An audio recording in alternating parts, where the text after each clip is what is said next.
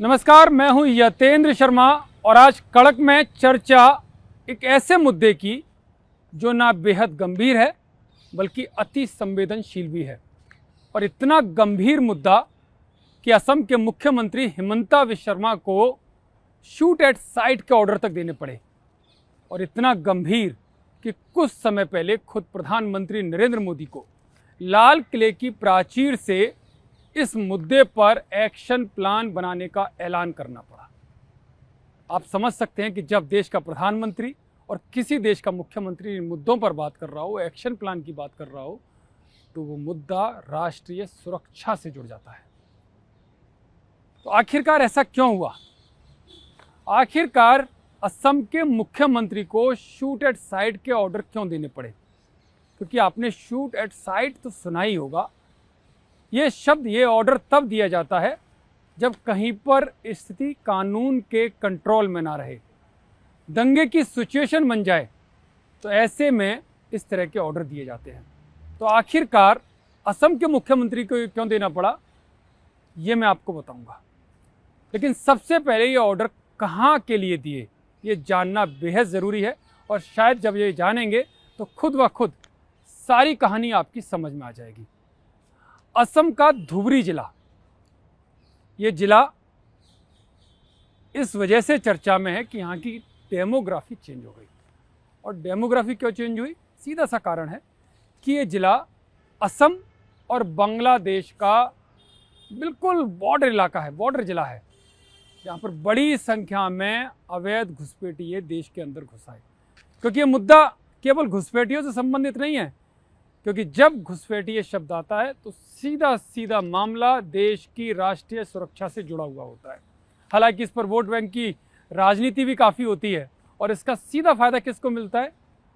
घुसपैठियों को, जो अवैध तरीके से देश में घुसते हैं और फिर वही घुसपैठिए फर्जी तरीके से देश के नागरिक बनकर देश के संसाधनों पर हक जमाते हैं और जमकर लूटपाट करते हैं। और इसका खामियाजा किसको भुगतना पड़ता है? देश की सुरक्षा को तो खतरा होता है, लेकिन देश के उस आम और गरीब इंसान को, जिसके लिए देश की राजधानी दिल्ली से नीतियां बनाई जाती हैं, लेकिन उसका फ़ायदा कौन उठाता है? ये घुसपैठी। और इसका बड़ा कारण है स्वार्थ की राजनीति, वोट बैंक की राजनीति। लेकिन धुबरी जिला क्यों, धुबरी जिले में ही क्यों ऑर्डर दिए, वो मैं आपको बता रहा हूँ। क्योंकि धुबरी जिला आज के अगर डेट में देखें तो वहाँ पर हिंदू अल्पसंख्यक हो गया है। यानी कि घुसपैठियों की संख्या इतनी ज़्यादा हो गई है कि जो देश का जो बहुसंख्यक था वो अब उस ज़िले में अल्पसंख्यक हो गया है। और उसका सीधा सा कारण है कि वहाँ पर जो इंटेल रिपोर्ट मिली है वो चौंकाने वाली है, वो खतरे को आगाह करने वाली है। और यही कारण है कि उस रिपोर्ट को देखते हुए असम के मुख्यमंत्री हिमंता ने शूट एट साइट का ऑर्डर दिया, क्योंकि उनको लगता है कि दुर्गा पूजा का समय आने वाला है। दुर्गा पूजा 28 सितंबर से 2 अक्टूबर तक के बीच में होनी है। तो ऐसे में वहाँ पर जो अल्पसंख्यक हिंदू हो गए हैं उनकी जान को खतरा है। वहाँ पर सांप्रदायिक सद्भाव बिगाड़ने के लिए इस तरह की कोशिशें की जा सकती हैं। क्योंकि पिछली बार इस तरह के मामले आए थे। पिछली बार जो मामला था कि जो जिला मुख्यालय है वहाँ पर हनुमान जी का मंदिर है और हनुमान जी के मंदिर पर गाय का सिर काट कर रख दिया गया। हालांकि हिंदू मुस्लिम समुदाय के दोनों लोग एक साथ आए, उन दोनों ने बातचीत करके शांति की अपील की, लेकिन शांति की अपील कुछ असर करती दूसरी बार भी ये घटना दोहराई गई। गाय का फिर से सिर मिला मंदिर पर और उसके बाद पथराव की घटनाएं सामने आई, हिंसा की घटनाएं सामने आई। और ऐसे में ये हिंसा फिर से ना हो तो असम के मुख्यमंत्री ने कड़ा रवैया अपनाया और साफ तौर पर कहा है कि अगर किसी ने भी हिमाकत की, कानून व्यवस्था को बिगाड़ने की, दुर्गा पूजा में खलल डालने की, हिंदू अल्पसंख्यकों की तरफ आंख उठाने की या उनकी बहन बेटियों की तरफ आंखें टेढ़ी करने की, तो गंभीर परिणाम भुगतने पड़ेंगे। ये चेतावनी हिमंता बिस्वा शर्मा ने दी है। उन्होंने साफ तौर पर कहा है कि हिंसा फैलाने वालों को तुरंत गोली मार दी जाएगी। यानी कि शूट एट साइट के ऑर्डर उनकी तरफ से दे दिए गए, क्योंकि उनको जानकारी है कि दुर्गा पूजा के दौरान हिंदुओं को टारगेट किया जा सकता है। दुर्गा पूजा 28 सितंबर से 2 अक्टूबर को होनी है, लेकिन अभी तक कोई हिंसा की खबर नहीं है। लेकिन आने वाले समय में पिछली तरह की घटनाएं ना हो, इसको लेकर अभी से ही कड़े तेवर हिमंता विश्व शर्मा ने वहाँ पर दिखा दिए हैं। और पीछे की घटना मैं आपको बता देता हूँ। 13 जून को हिमंता ने वहाँ पर दौरा किया और एक बार फिर से क्योंकि बांग्लादेश की सीमा से जुड़ा हुआ है और फिर 10 दिन के बाद वहाँ की स्थिति को देखते हुए दौरा किया। यानी 13 जून के बाद से देखें तो जो संदिग्ध लोग हैं, जो घुसपैठी हैं, वो 150 से ज़्यादा लोग अब तक वहाँ पर गिरफ्तार हो चुके हैं। हालांकि यूपीए के समय में फॉर्मर प्लानिंग कमीशन की मेंबर थी सईदा हामिद। उनका बयान आपने अभी देखा होगा। उनका बयान था कि बांग्लादेशियों को रहने देने में क्या प्रॉब्लम है, आखिर वो भी तो इंसान है। इस पर भी कड़ा तेवर और पलटवार करते हुए हिमंता ने कहा कि घुसपैठियों के लिए कोई भी जगह इस देश में नहीं है। और इससे ज़्यादा, क्योंकि मैं बार बार कह रहा हूँ कि क्यों नहीं है, क्यों ये राष्ट्रीय सुरक्षा के साथ खिलवाड़ है, तो आपको एक आंकड़े में बता देता हूँ।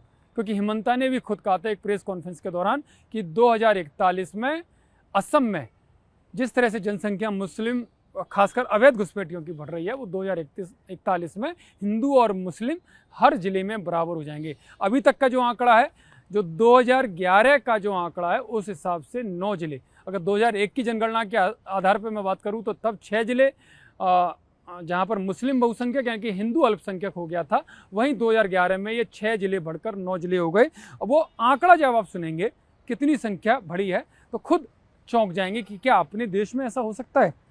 धुबरी जिस ज़िले की मैं बात कर रहा हूँ, 79.67 यानी कि 100 लोगों में 80 मुस्लिम है और इसमें भी बड़ी संख्या मुस्लिम घुसपैठियों की है।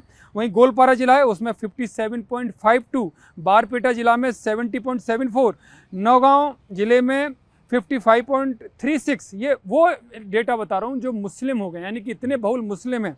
वहीं करीमगंज में 56.36, हैलाकांडी में 60.31 और मोरीगांव, बोमईगांव और परंग, ये 2001 की जनगणना में नहीं थे, लेकिन 2011 की जो जनगणना हुई उसमें ये 3 जिले मुस्लिम बहुल हो गए, जिसमें मोरीगांव में 52.56 और बोगईगांव में 50.22 और परंग में 64.34। ये वो 3 जिले हैं जिनमें 2011 में बढ़ी। और अब माना जा रहा है, क्योंकि 2021 में जनगणना हुई नहीं, लेकिन अब जनगणना होगी तो माना जा रहा है कि 2 से 3 जिले और बढ़ गए होंगे, जो हिमंता बार बार जो 2041 की बात कर रहे थे कि आबादी बराबर हो जाएगी। तो इसमें हिंदू मुस्लिम की आबादी की बात नहीं है, बात है कि इसमें मुस्लिम घुसपैठिए कितने हैं। तो जो आंकड़ा आया था, जो दावा किया गया था, वो था 2011 की जनगणना के अनुसार 34% मुस्लिम थे असम की जनसंख्या में, लेकिन जिसमें से महज 3% यानी कि 3% असमिया मुस्लिम थे। बाकी के 31% यानी कि 31% प्रवासित मुस्लिम थे, यानी कि बाहर से घुसपैठिए करके आए। कितनी बड़ी संख्या में आए, और जब इतनी बड़ी संख्या में मुस्लिम आते हैं तो कल्चर तो चेंज होता है, क्योंकि उनका पहनावे का, बोलने का, खाने पीने का, उनकी जो संस्कृति है वो बिल्कुल अलग होती है।